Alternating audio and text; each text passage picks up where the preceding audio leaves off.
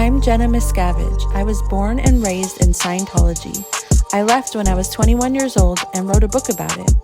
My uncle, David Miscavige, is the leader of Scientology, and this is my YouTube channel. Hey guys, I'm back today with the wet hair and the answer to another one of your questions. All right, so here it is. This is from Rosanna Dana, 1744. And the question is, did you have any good experiences in Scientology? And also, did you learn any good life skills? Thanks. I really enjoy your videos. I think this is a really good question because I think sometimes people don't understand how certain celebrities or certain people maybe in their life can be so excited about Scientology. And then there's other people who say how horrible it is. And it's sort of like, how can both things be true? And the answer is that Scientology is a lot different when you're a child. I'll give you an example. Scientology has some introductory courses that are really geared towards life skills like communication, relationships, personal values and integrity, learning how to study better, things like that. And in all honesty, many of the things in these courses are actually valuable. But I will give one caveat to that, actually two. The first one is that when they are not forced on you so strictly that nothing else can possibly be true, when the doctrine is so inflexible. Like, for instance, Scientology has a belief that if you don't like somebody, it's because you have done something bad to them, and you need to make less of them in your mind in order to feel good about yourself. Now, that is true in some circumstances. It makes sense. It makes sense that sometimes we can't like someone because, I don't know, because it just makes us feel better. But it is also true that if someone is horrible to you over and over again and completely abusive, that you don't just not like them because you did something bad to them. And Scientology doesn't leave room for little things like that. What it says is absolute, and no caveats are accepted. It's their word is the doctrine. And if you don't believe it or if you don't abide by it, then you really can't exist in Scientology. So that's one big problem. I would say the other caveat about saying that Scientology has some good things in it or has some valuable information is that when you are teaching these things to children, it becomes problematic. I will give you an example. Scientology has a sort of theory or philosophy that isn't really just Scientology. It's really an academic thing. But if you're studying along and there is a word in what you're reading and you don't understand it, it will cause you to become disinterested, not understand what you're studying, and it will cause you to be like, I can't deal with this anymore, and take off and leave from it. And that actually makes sense. You know, it makes sense that if you can't understand something, you don't want to sit there in confusion for a long time. And so you take off from it. And that is totally understandable if you're an adult who's in college, or if you are somebody who is trying to learn something new and you want to be successful at it. But when you are a young child and you are just learning how to read for the first time in your life, it does not make sense to tell a child, a 6-year-old, to look up words in the dictionary, and that if there's a word in the definition in the dictionary that they don't understand, look up another word. At some point, it's like you just need to explain to them what it means, and you just need to help them through it. So Scientology applies adult principles to children. They take concepts that would make sense if somebody has had life experience, if they've had a job and they want to be more successful at it. And they take these concepts and they give a child a job, because in Scientology, they believe that we're all spiritual beings, that we live lifetime after lifetime. And basically, they believe that children are adults in small bodies. So they give children adult jobs try to give them adult procedures to measure their productivity and their success at these jobs. And sometimes this just doesn't make sense. I'll give you a very specific example. In Scientology, they believe that every job's success should be measured by a statistic. So if you're a bricklayer, if you laid 2 bricks last week and you laid 10 bricks this week, then your statistics are going up. The graph is increasing. Now, obviously, this is normal in all fields, but let's just say your job in Scientology is to give people vitamins and keep them well. And this was my job when I was 6 years old.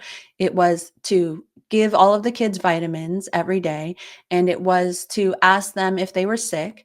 And if they were sick, I was supposed to give them certain vitamins. I was supposed to give them certain Scientology procedures that would help them.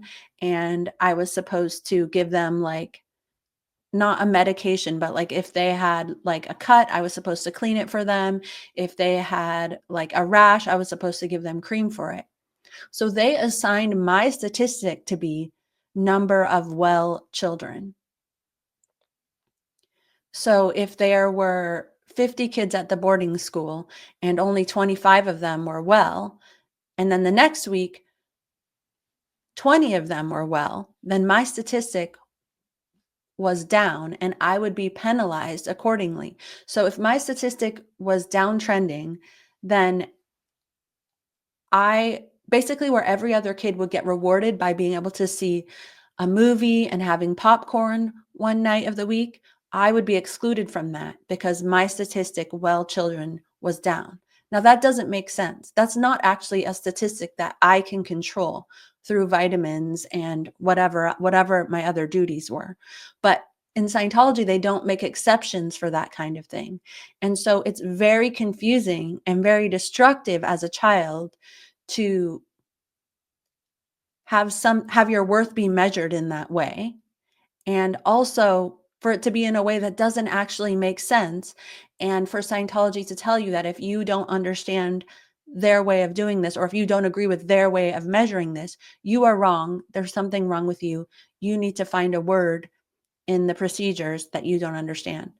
I hope that makes sense. And so let's just take the early example I gave where Scientology tells you that if you don't like something, it's because you have done something bad to it. Well, what if a child has somebody who's being extremely abusive to them, sexual assault, physical abuse, telling a child that they're responsible for their own condition, who is being abused and mistreated, is insanely destructive. Now, it might help an adult in the regular world with regular world experience who can, I don't know, make distinctions. It might be helpful to tell them that they're responsible for their own condition. It might empower them. But as a kid, you're not necessarily smart enough to understand these nuances because you don't have the life experience to see how this is beneficial to you. So it winds up feeling like everything is your fault and don't ask for help because you're the only one who can change anything. When really, as a kid, you're pretty powerless. You're at the mercy of where your parents send you, what school they send you to. In my case, it was a Scientology school. And so saying that you're responsible for your own condition as a kid is actually not true. And it's actually very confusing. Now, teaching you're responsible for your own condition as a part of work ethic can be very, very valuable. But Scientology thinks in extremes, in black and white. And if you question it, they question you. They tell you there's something wrong with you. And that is where it becomes very destructive. There are some things that I have taken away from growing up in Scientology where I worked for their most dedicated group, such as having a really good work ethic, being a hard worker, because as a child, I worked from basically when I was 6 years old up until I was an adult. I worked basically like 40-hour weeks and up to 115-hour weeks after I was 12 years old. And so yes, I did learn to have a certain work ethic and to put the people who I'm working for first. But I will say that that has led to an awful lot of burnout later on in life. And it's been something that has been very hard to deal with and hard to let go of. And it's been hard to not push myself so hard that it is destructive to me personally. And that's something that I'm still sort of trying to recover from and find the balance in.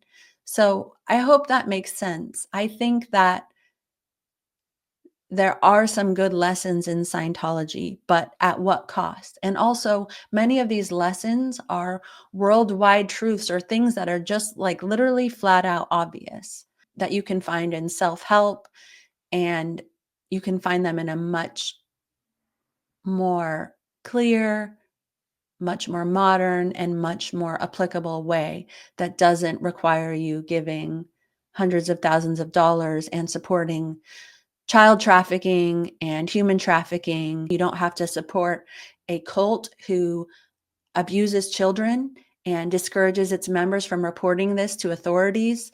I don't think that supporting this organization is worth supporting the harm that it does to people who have dedicated their entire lives to it and who have grown up there. I hope that makes sense.